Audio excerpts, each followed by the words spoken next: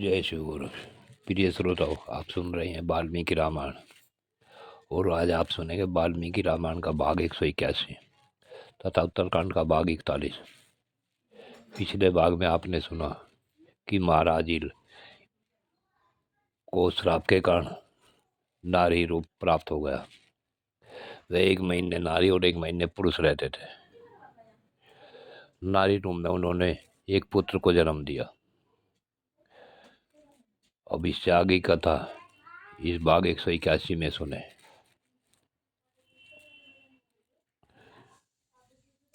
श्री रामचंद्र जी ने जब उनको भरत और लक्ष्मण को इस प्रकार की कथा सुनाई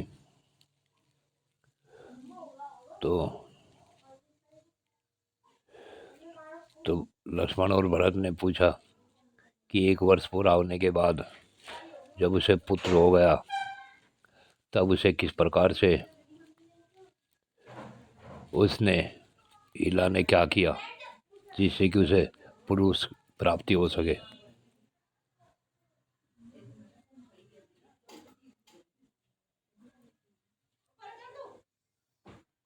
तब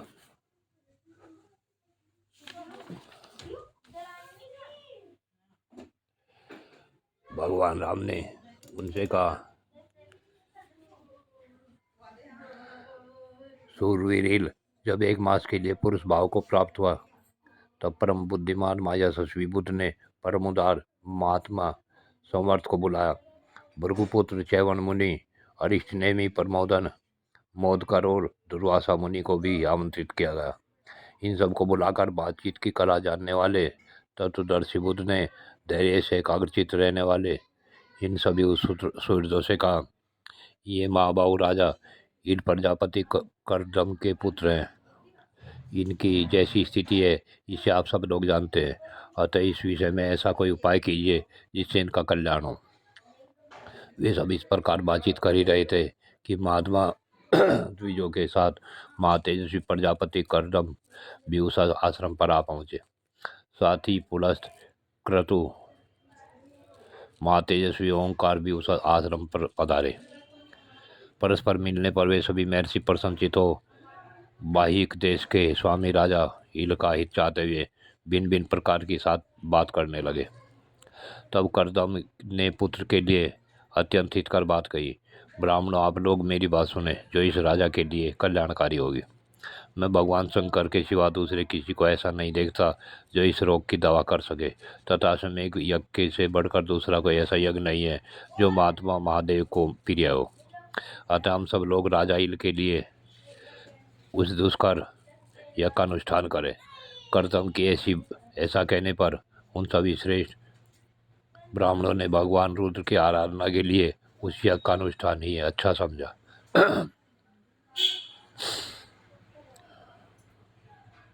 तथा शत्रुनगरी पर विजय पाने वाले समर्थ के शिष्य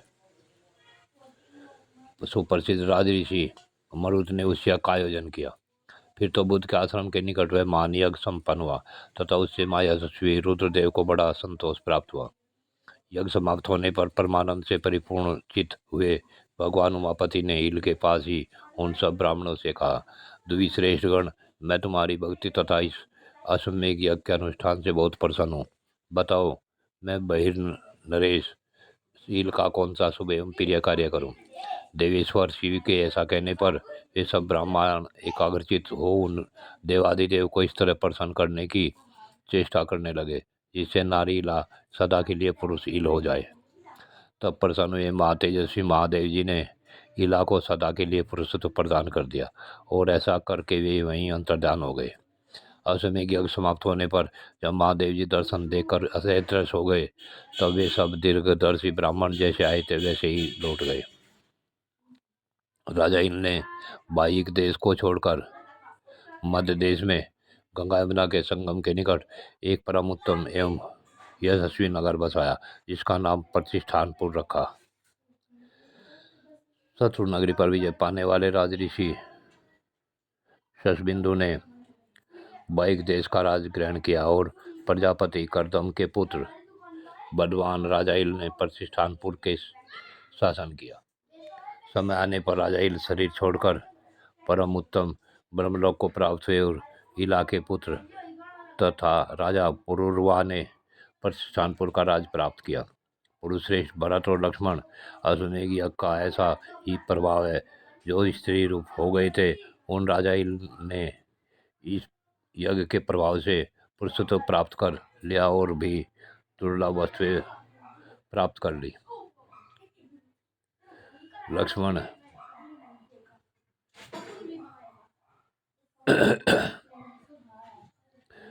ने कहा कि मैं अश्वमेध यज्ञ कराने वाले ब्राह्मणों में अग्रगम्य एवं सर्वश्रेष्ठ वशिष्ठ, वामदेव, जाबाली और पाराशर आदि सभी द्विजों को बुलाकर और उनसे सलाह लेकर पूरी सावधानी के साथ शुभ लक्षणों से संपन्न घोड़ा छोड़ूंगा। रघुनाथ जी बोले कि आप यह तो सलाह बहुत अच्छी दे रहे हैं। इसलिए उन तीनों भाइयों ने मिलकर शीघ्रगामी लक्ष्मण ने समस्त ब्राह्मणों को बुलाकर उन्हें श्री राम जी से मिलवाया। उन ब्राह्मणों ने देखा देवतुल्य तेजस्वी और अत्यंत दुर्जय श्री राघवेंद्र हमारे चरणों में प्रणाम करके खड़े हैं। तब उन्होंने शुभ आशीर्वाद द्वारा उनका सत्कार किया। उस समय श्री राम हाथ जोड़कर उन श्रेष्ठ ब्राह्मणों से अश्वमेध यज्ञ के लिए विषय में धर्मयुक्त श्रेष्ठ वचन बोले। वे बोले, सब ब्राह्मण श्री राम जी की यह बात सुन भगवान शंकर को प्रणाम करके सब प्रकार से अश्वमेध यज्ञ की सराहना करने लगे।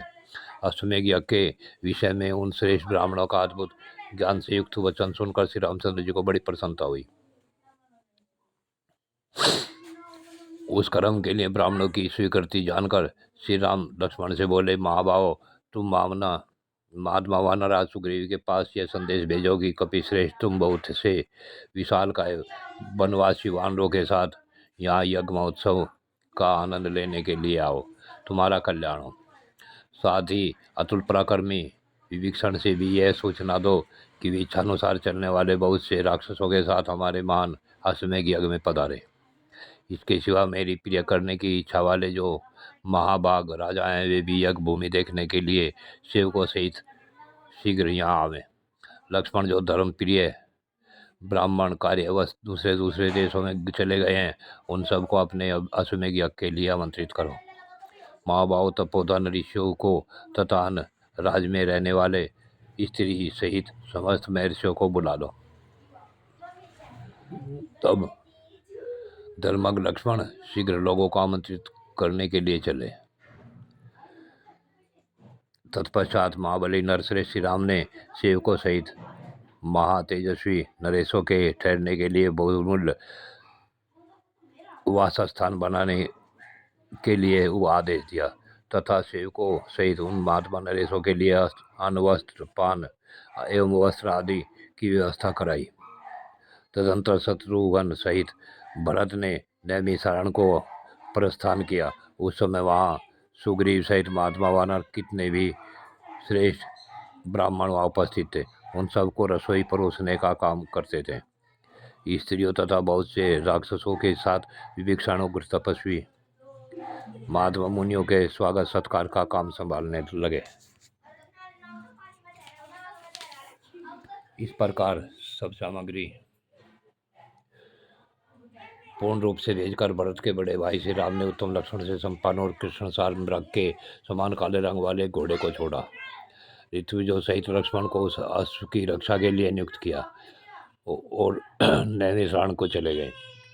वहाँ बने हुए अत्यंत अद्भुत यज्ञ मंडप को देखकर महाबाहु श्री राम को अनुपम प्रसन्नता हुई।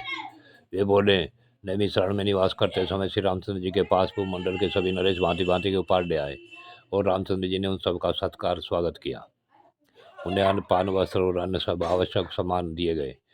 शत्रुघ्न सहित भरत उन राजाओं के स्वागत सत्कार में नियुक्त किए गए। सुग्रीव सहित महामनस्वी वानर परम पवित्र एवं संयत विचित हो उस समय वहाँ ब्राह्मणों को भोजन परोसते थे। बहुतेरे राक्षसों से घिरे विभीषण अत्यंत सावधान रहकर उग्र तपस्वी ऋषियों के सेवा कार्य में संलग्न रहे। श्री राम ने सेवकों सहित महामनस्वी भूपालों के ठहरने के लिए बहुमूल्य वास स्थान दिए। इस प्रकार सुंदर ढंग से अश्वमेध यज्ञ का कार्य प्रारंभ हुआ और लक्ष्मण के संरक्षण में रहकर घोड़े के भूमंडल में भ्रमण का कार्य भी भलीभांति संपन्न हो गया। राजाओं में सिंह के समान पराक्रमी महात्मा रघुनाथ जी का वह श्रेष्ठ यज्ञ इस प्रकार उत्तम विधि से होने लगा। उस अश्वमेध यज्ञ में केवल एक ही बात सब और सुनाई पड़ती थी, जब तक याचक संतुष्ट न हो तब तक उनकी इच्छा के अनुसार सब वस्तुएं दिए जाओ। इसके सिवा दूसरी बात नहीं सुनाई देती थी। जब तक वह याचकों के मन की बात होठ से बाहर निकले तब तक ये राक्षस और वानर उन्हें उनकी अभीष्ट वस्तुएं दे देते थे। यह बात सबने देखी। राजा श्री राम के उस श्रेष्ठ यज्ञ में अष्टपुष्ट मनुष्य भरे हुए थे। वहाँ कोई भी मलिन, दीन अथवा दुर्बल नहीं दिखाई देता था। वहाँ आए हुए तपस्वी मुनि कहते थे कि ऐसा ही यज्ञ तो पहले कभी इंद्र, चंद्रमा या मोर वरुण के यहाँ भी नहीं देखा गया। भगवान श्री राम का ऐसा सर्वगुण संपन्न यज्ञ 1 वर्ष से भी अधिक काल तक चलता रहा। उसमें कभी किसी बात की कमी नहीं हुई। जय शिव गोरक्ष। प्रिय श्रोताओ, आज की कथा यहीं पूर्ण होती है। आगे की कथा अगले भाग में।